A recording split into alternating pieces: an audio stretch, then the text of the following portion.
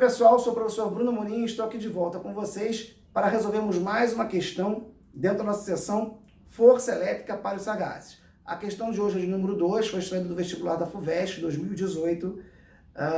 É uma questão bastante intrigante, bastante importante. Vamos prestar então atenção no enunciado da questão? Questão 2, FUVEST 2018.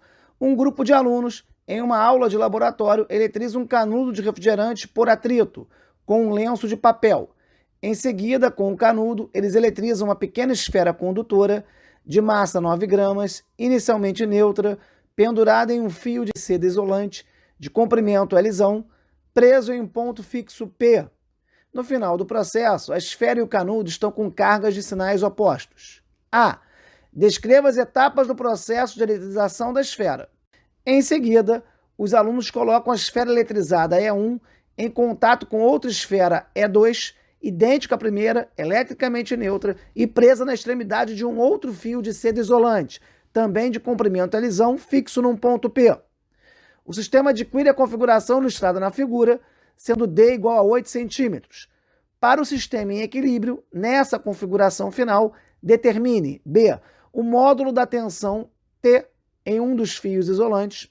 C. O módulo da carga Q2 da esfera E2. D. A diferença N entre o número de elétrons e de prótons na esfera E2 após a eletrização. Note e adote. Para a situação descrita, utilize cosseno de θ igual a 1 e seno de θ igual a 0,1. A constante K0 da lei de Coulomb vale 9 vezes 10 a 9 Newton metro quadrado por Coulomb ao quadrado. Aceleração da gravidade, 10 metros por segundo ao quadrado. Força elétrica entre duas cargas pontiformes, Q1 e Q2, distantes R uma da outra. K, Q1, Q2 sobre R ao quadrado. Carga do elétron, 1,6 vezes 10 a menos 19 coulombs. Ignore a massa dos fios. Como vocês podem ver, a questão, antes de a gente chegar na parte de força elétrica, vai nos obrigar a compreender um pouco dos processos de eletrização. 3 processos de eletrização são mencionados direta ou indiretamente na questão. No primeiro momento, nós vamos ter uma eletrização por atrito, justamente do canudo com um lenço de papel. E o canudo vai adquirir uma determinada carga. Eletrização por atrito. Num segundo momento, que é até motivo da pergunta da letra A, eu quero saber como é possível eu eletrizar a esfera utilizando o canudo, sendo que o canudo não vai tocar na esfera e ao final do processo eu vou ter cargas de sinais opostos. Ora, isso é possível se nós implementarmos o processo de eletrização por indução. Nesse processo eu vou chamar o canudo de indutor, a esfera de induzido, e esse processo é relativamente simples, como nós fazemos ele. Na presença do indutor, ou seja, na presença do canudo, sem tocar na esfera, que é o induzido, nós ligamos o induzido, a esfera, à Terra, por meio de um fio. E a Terra vai cuidar de fazer com que a esfera tenha uma carga oposta do canudo. Vamos dar um exemplo. Se o canudo estiver carregado positivamente, o que vai acontecer com a Terra? Ela vai permitir que elétrons, dela se desloquem para a esfera, de forma que a esfera vai adquirir uma carga negativa. Bom, ainda na presença do indutor, eu retiro o fio que liga a esfera à Terra. Então, no final, eu vou ter uma esfera de carga negativa e um canudo de carga positiva. Cargas de sinais contrários. Eu não posso, em nenhum momento, tocar o canudo na esfera, porque aí vai ser eletrização por contato, que é a terceira eletrização que vai acontecer entre as duas esferas, depois de eu ter eletrizado a minha primeira esfera. E também é importante que vocês anotem aí, que eu não posso retirar o indutor durante o processo de eletrização por indução. Então, eu, na presença do indutor, depois da esfera ter adquirido carga de sinal oposto, eu retiro o fio. Aí sim eu vou ter completado meu processo de eletrização por indução. Bom, eu fiz um passo a passo aqui, eu vou mencionar com vocês, mas eu já expliquei. Aproxima o canudo da esfera sem tocá-la, porque senão a eletrização vai ser por contato. Depois, na presença do canudo, que é o indutor, liga-se por um fio à esfera Terra. Perfeito. E ainda na presença do canudo, retira-se o fio. No final, eu vou ter a esfera com carga de sinal oposta ao do canudo.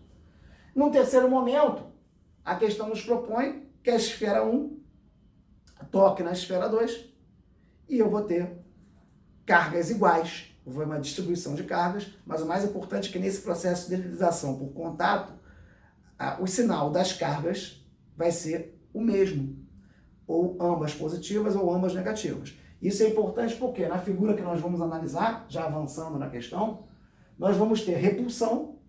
Então, a natureza da força elétrica entre a 1 e a 2 vai ser de repulsão, porque elas vão ter cargas de mesmo sinal, e cada esfera vai estar submetida a 3 forças: tração, peso e força elétrica.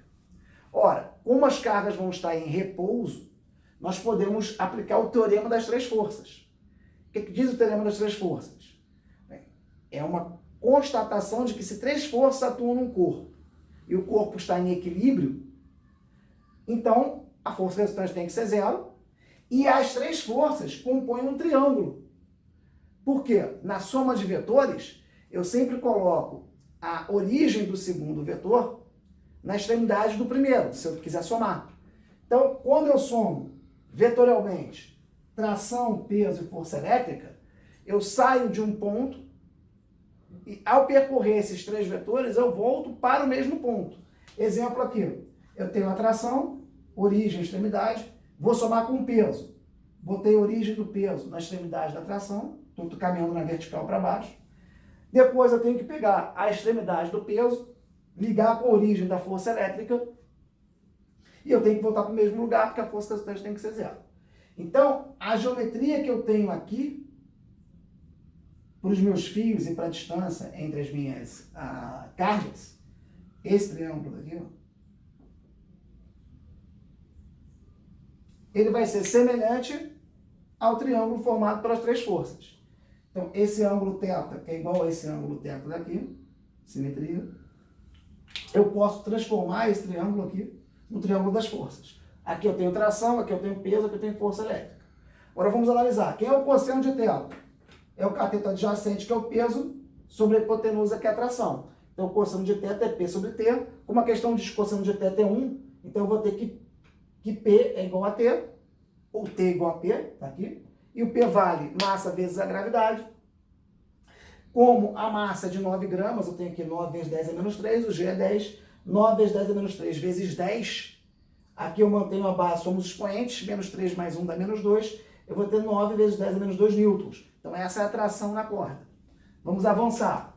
Agora, se eu olhar para esse meu triângulo daqui, para tentar encontrar a força elétrica, eu posso usar aqui seno de θ, cateto oposto sobre hipotenusa, Fe sobre T, que a questão diz que é 0,1.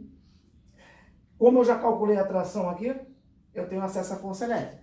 Então, 0,1 igual a força elétrica sobre 9 vezes 10 a menos 2. Força elétrica vai ser, então, 9 vezes 10 a menos 2, vezes 0,1, que é 10 a menos 1. Se eu fizer esse produto, a força elétrica vai ter 9 vezes 10 a menos 3 newtons. Então, eu achei a tração, achei a força elétrica. Vamos avançar. Como a força elétrica é 9 vezes 10 a menos 3 newtons, eu posso também usar a expressão da lei de Coulomb para a força elétrica. A força elétrica, ela pode ser dada, o módulo dela, pelo produto das cargas, é 1 e a 2, vezes a constante eletrostática do meio, dividido pela distância entre essas cargas elevado ao quadrado. Bom, vou trazer para cá. Então, força elétrica vai ser K, constante eletrostática, vezes módulo de Q1, módulo de Q2, dividido pela distância entre elas ao quadrado. A força já sei, que é 9 vezes 10 a menos 3. A constante eletrostática do meio, a questão diz, 9 vezes 10 a 9. As cargas, como o processo foi de eletrização por contato, elas têm a mesma dimensão. A gente pressupõe que, no final, a carga da esfera 1 vai ser igual à carga da esfera 2. Além de ter, então, o mesmo sinal, tem o mesmo valor em módulo, porque é uma eletrização por contato, as esferas têm as mesmas dimensões, as mesmas características.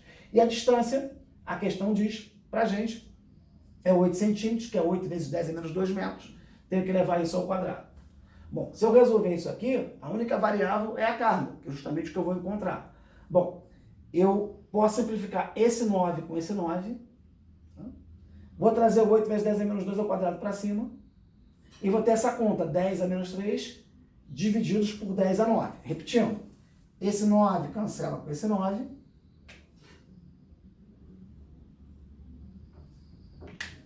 Trago 8 vezes 10 a menos 2 para cima e trago 10 a 9 para baixo. Então, a carga ao quadrado vai ser igual a 8 vezes 10 a menos 2 ao quadrado vezes 10 a menos 3 divididos por 10 a 9.